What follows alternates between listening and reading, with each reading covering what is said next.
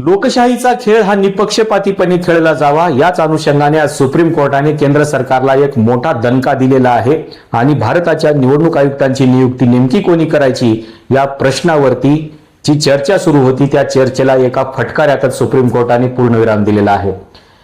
आपल्या देशामध्ये निवडणूक आयोगावरती आणि निवडणुकीच्या प्रक्रियेवरती सध्या प्रचंड मोठे प्रश्न निर्माण केले जात आहेत आणि त्यामुळे निवडणूक आयुक्त हे निष्पक्ष असले पाहिजेत।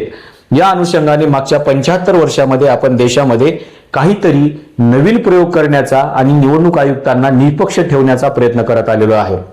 आपल्याला माहिती आहे भारतीय संविधानाच्या आर्टिकल 224(2) नुसार भारताच्या निवडणूक आयुक्तांची जी निवड आहे ही निवड राष्ट्रपतींच्या माध्यमातून केली जाते। राष्ट्रपती भारताचे मुख्य निवडणूक आयुक्त आणि इतर जे आयुक्त आहेत त्यांची नियुक्ती करतात, पण हे करत असताना ते देशाच्या पंतप्रधानाच्या नेतृत्वाखालील जी केंद्रीय मंत्रिमंडळाची समिती आहे त्या समितीचा सल्ला देखील घेतात।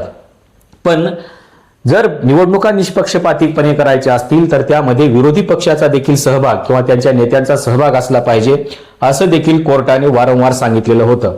याच अनुषंगाने 2023 मध्ये निवडणूक आयोगाचं स्वातंत्र्य टिकवून ठेवण्यासाठी एक याचिका दाखल करण्यात आलेली होती आणि या याचिकेमध्ये अनुप बारनवाल विरुद्ध भारत सरकार या केसमध्ये असं म्हटलं गेलं होतं की भारताच्या लोकशाही निवडणुका या निष्पक्षपाती पार पाडल्या जाव्यात यासाठी ही याचिका दाखल करण्यात आलेली होती आणि या याचिकेवरती न्यायमूर्ती के.एस. जोसेफ यांच्या अध्यक्षतेखाली 5 न्यायमूर्तींच्या घटनापीठाने 2 मार्चला केंद्र सरकारला असे निर्देश दिलेले होते की न्यायालयाने असे निर्देश दिले की लोकशाहीत निष्पक्ष निवडणुका घेण्यासाठी निवडणूक आयोग केंद्र सरकारच्या प्रभावापासून मुक्त असला पाहिजे। अशा प्रकारचा निर्णय 2023 मध्ये दिला होता। या अनुषंगाने त्यांनी केंद्र सरकारला एक कायदा करण्याचेही निर्देश दिलेले होते आणि मार्च 2023 मध्ये या केसचा अंतरिम निकाल आला आणि या केसच्या नुसार संसदेने कायदा करेपर्यंत निवडणूक आयुक्तांची निवड एका स्वतंत्र समितीमार्फत होईल असं निश्चित केलं गेलं। या समितीत कोण होतं? पंतप्रधान होते, लोकसभेचे विरोधी पक्ष नेते होते आणि भारताचे सरन्यायाधीश म्हणजे CJI होते। समितीच्या शिफारशीनुसार राष्ट्रपतीद्वारे नियुक्त केली जाईल आणि निवडणुकीतून एकतर्फी राजकीय प्रभाव दूर केला जाईल या उद्देशाने अशा प्रकारची समिती स्थापन करण्यात आलेली होती। याच्यामध्ये पंतप्रधान, लोकसभेचे विरोधी पक्ष नेते आणि CJI म्हणजे सुप्रीम कोर्टाचे मुख्य न्यायाधीश त्याच्यामध्ये काम करणार होते त्या समितीमध्ये आणि त्या पद्धतीनं आपलं कामकाज सुरू होतं। याच्यामध्ये पंतप्रधान हे निवड समितीचे अध्यक्ष असतील असं सांगितलं गेलेलं होतं।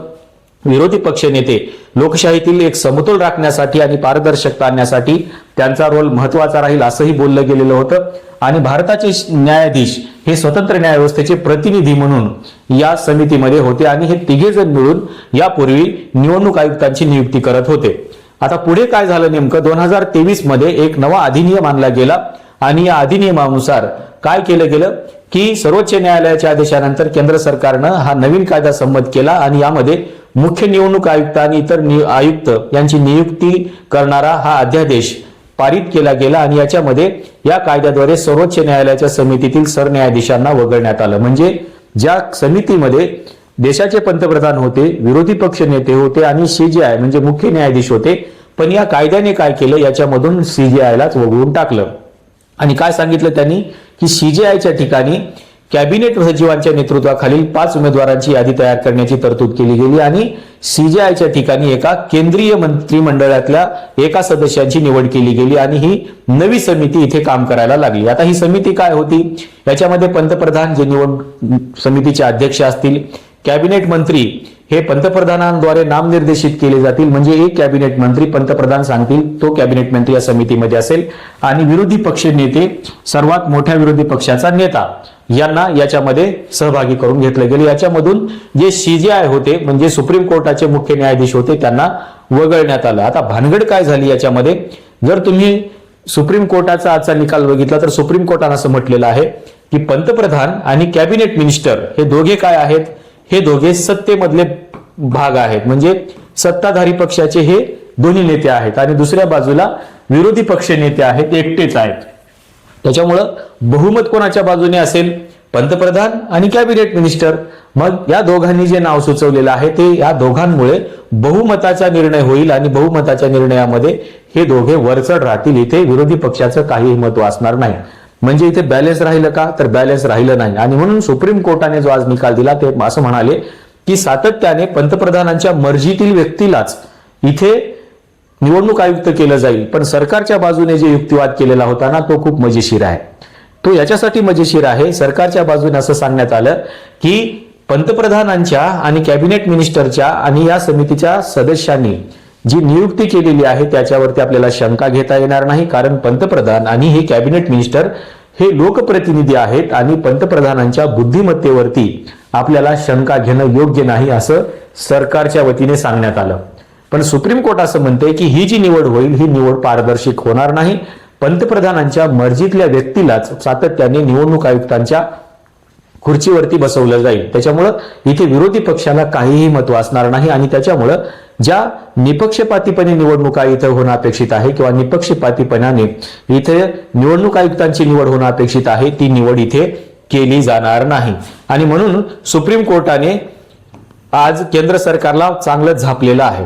आता याच्यामध्ये केंद्रीय मंत्रिमंडळाचा जो स्पष्टता आहे ही येण्यासाठी काय झालं, समितीत पंतप्रधान त्यांनी नियुक्त केलेले केंद्रीय मंत्री असल्याचे 3 पैकी 2 मग ते नेहमी सत्ताधारी पक्षाकडे राहतील असं सुप्रीम कोर्टाने सांगितलं. यामुळे विरोधी पक्षाच्या मताला प्रभावी स्थान होणार नाही आणि सरकारच्या मर्जीतील व्यक्तींची निवड सातत्याने केली जाईल. दुसरीकडे सरन्यायाधीशांनी असं म्हटलं की सर्वोच्च न्यायालयाने निपक्षपाती सत्तेसाठी CJIचा समावेश केलेला होता. नवीन कायद्यातून त्यांना वगळल्याने न्यायालयाच्या मूळ उद्देशाला धक्का बसल्याची टीका होत आहे आणि नवीन कायद्याला पुन्हा सर्वोच्च न्यायालयात आव्हान देण्यात आलं आहे. आता हे जे काही गोष्टी आहेत ना, या सगळ्या गोष्टी जर आपण बघितलं तर आपल्याला असं दिसेल की या कायद्यामध्ये पंतप्रधानांना असं करायचं होतं की आपण ज्याचं नाव सुचवू तोच व्यक्ती या देशाच्या निवडणूक प्रक्रियेचा प्रतिनिधी असेल, म्हणजे निवडणूक आयुक्त असेल. इथे विरोधी पक्षालाही काही किंमत असणार नाही आणि सुप्रीम कोर्टालाही काही किंमत असणार नाही. आता तुम्ही जर सुप्रीम कोर्टाने जे सुचवलं होतं ते बघितलं तर तुम्हाला असं लक्षात येईल की नेमकं सुप्रीम कोर्टाला काय सांगायचं होतं. निवडणूक प्रक्रिया ही निपक्षपातीपणे व्हावी आणि निवडणूक आयुक्तांची निवडच निपक्षपातीपणे व्हावी यासाठी पंतप्रधान, विरोधी पक्षनेते आणि सुप्रीम कोर्टाचे मुख्य न्यायाधीश यांची समिती काम करेल. आता हे सगळ्यात चांगली प्रक्रिया होती, म्हणजे इथे कोणाचंही वर्चस्व असणार नाही. पंतप्रधानांनी एखादं नाव सुचवलं, विरोधी पक्षाने विरोध केला आणि CJIने जरी विरोध केला तर ती व्यक्ती इथे निवडणूक आयुक्त होऊ शकणार नाही. किंवा विरोधी पक्षाने एखादं नाव सुचवलं, पंतप्रधानांनी त्याला नकार दिला आणि CJIने जरी त्याला नकार दिला तर विरोधी पक्षाचाही माणूस निवडणूक आयुक्त होणार नाही. किंवा सुप्रीम कोर्टाने एखादं नाव सांगितलेलं असेल आणि या दोघांनी नकार दिला तर सुप्रीम कोर्टाचंही वर्चस्व राहणार नाही. त्याच्यामुळे अशा व्यक्तीची निवड करावी लागेल ज्याला हे तिघेही नाकारणार नाहीत किंवा यातले किमान दोघे तरी नाकारणार नाहीत. अशी जर व्यक्ती निवडणूक आयुक्त झाली तर तिथे एक बॅलन्स राहील आणि या देशाच्या निवडणुका पारदर्शकपणे पार पाडल्या जातील. पण पंतप्रधानांना असं वाटत होतं की आपलं वर्चस्व तिथं असलं पाहिजे आणि आपण त्याचं नाव, ज्याचं नाव सुचवलंय तीच व्यक्ती या देशाची निवडणूक आयुक्त झाली पाहिजे. या अनुषंगाने त्यांनी 2023 मध्ये हा कायदा केला आणि सुप्रीम कोर्टाने काल केंद्र सरकारला मोठा फटका दिला आणि त्यांनी सांगितलं की तुम्ही जे काही कायदा केलेला आहे हा कायदा या देशामध्ये निपक्ष अशा निवडणूक आयुक्तांची नियुक्ती करू शकत नाही. त्याच्यामुळे या कायद्यामध्ये सुप्रीम कोर्टाचे मुख्य न्यायाधीश असणं आवश्यक आहे, विरोधी पक्षाचा नेताही असणं आवश्यक आहे, तरच इथे निपक्षपातीपणे निवडणूक आयुक्तांची नियुक्ती होऊ शकते आणि निवडणुका या निपक्षपातीपणाने पार पाडल्या जाऊ शकतात. त्याच्यामुळे केंद्र सरकारला हा एक मोठा दणका आहे आणि पंतप्रधान ज्या ठिकाणी वर्चस्व निर्माण करण्याचा प्रयत्न करत होते त्यांच्या वर्चस्वाला कुठे ना कुठे कंट्रोल करण्याचा हा प्रयत्न आहे.